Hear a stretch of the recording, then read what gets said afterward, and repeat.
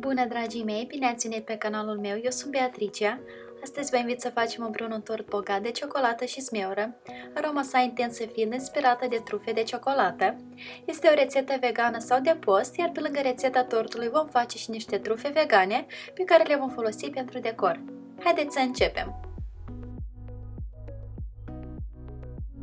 Vom începe cu crema. Peste ciocolata neagră turnăm laptele de cocos bine înfierbântat, lăsăm ciocolata timp de câteva clipe, după care amestecăm activ cu un tel până toată ciocolata se topește și obținem un amestec omogen.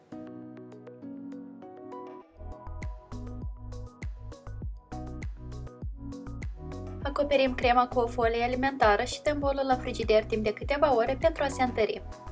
Pentru blat amestecăm mai întâi toate ingredientele uscate, făina cernută, migdalele măcinate sau orice altă nucă măcinată, praful de cacao cernut, eu am folosit cacao alcalinizată, zahărul, bicarbonatul de sodiu și praful de copt.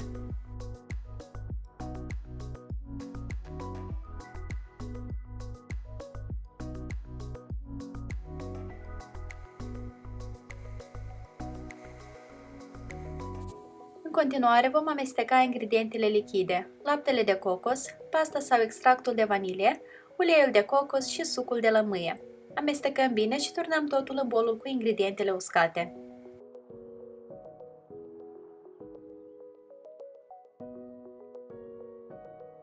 Amestecăm totul activ cu un tel până obținem o compoziție omogenă.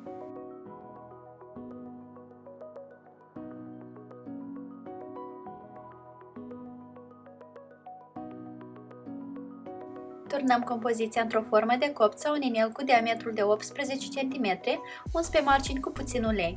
Dacă folosiți o formă obișnuită, tapetați baza cu o hârtie de copt, dacă un inel ca și mine, atunci înveliți-l foarte bine cu o folie de aluminiu. Coacem blatul la 180 de grade timp de aproximativ o oră și 10 minute sau până când trece testul scobitorii. Blatul gata, lăsăm să se răcească mai întâi puțin în formă, după care îl eliberăm și îl lăsăm pe un grătar timp de câteva ore până se răcește complet. În acest tort vom avea o inserție de zmeură, pentru asta avem nevoie de zmeură fie proaspătă, fie decongelată, pe care o vom strobi în piure cu ajutorul unui blender. Dacă aveți piure de zmeură gata făcută, atunci puteți trece direct la următorul pas. Pentru a obține 200 de grame de piure avem nevoie de aproximativ 300 de grame de zmeură.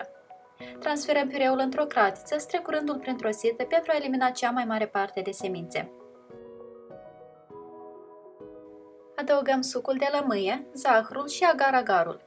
Agar-agar este o gelatină vegetală care ne va ajuta să setăm compoziția. Dăm totul la foc mediu scăzut, amestecând în continuu timp de 4-5 minute până se îngroașă ușor.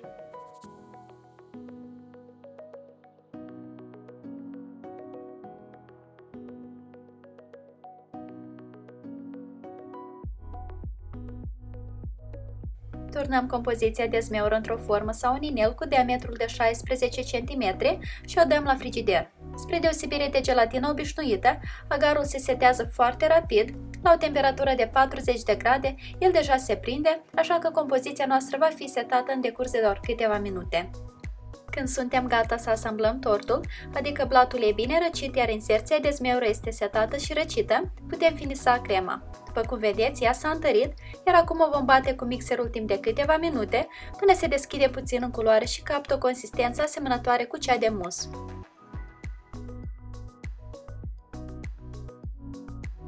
Crema este gata, blatul l-am tăiat în două foi, vreau să vă arăt cum arată în interior.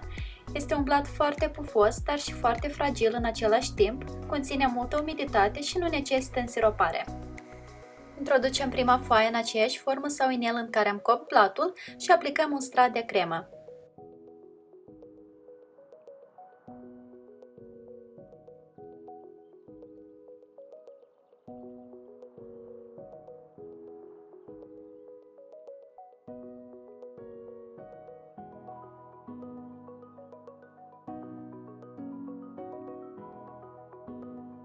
Adăugăm stratul de zmeură și îl acoperim cu încă un strat de cremă.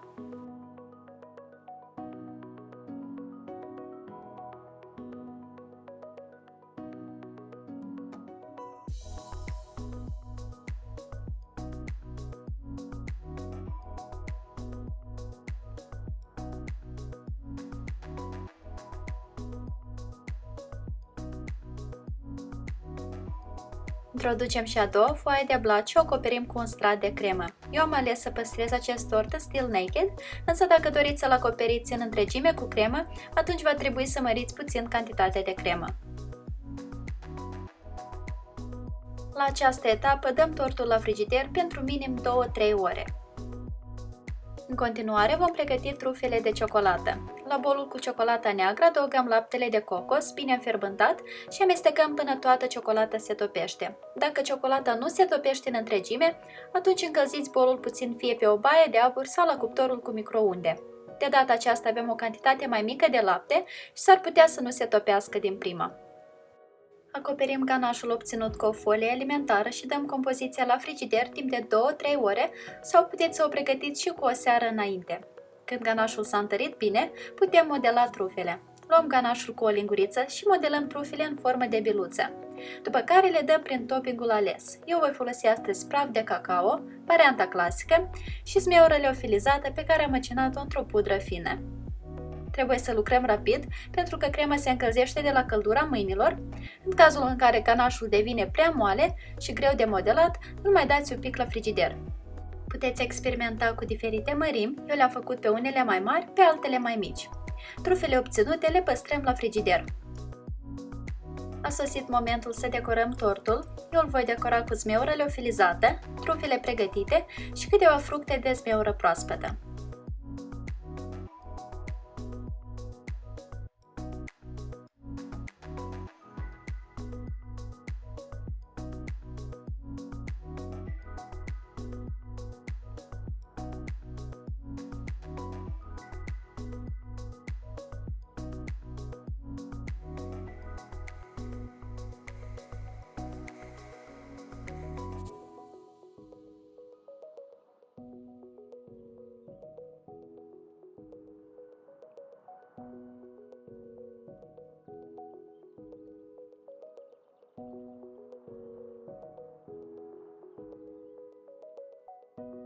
Tortul a ieșit absolut superb, are un gust foarte intens de ciocolată, platurile se topesc în gură, iar zmeura echilibrează foarte bine întreaga compoziție.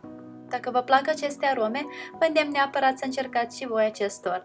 Linkul către rețeta integrală scrisă îl puteți accesa în descrierea acestui video. Iar eu vă mulțumesc foarte mult pentru vizionare și vă doresc în continuare o zi cât mai delicioasă.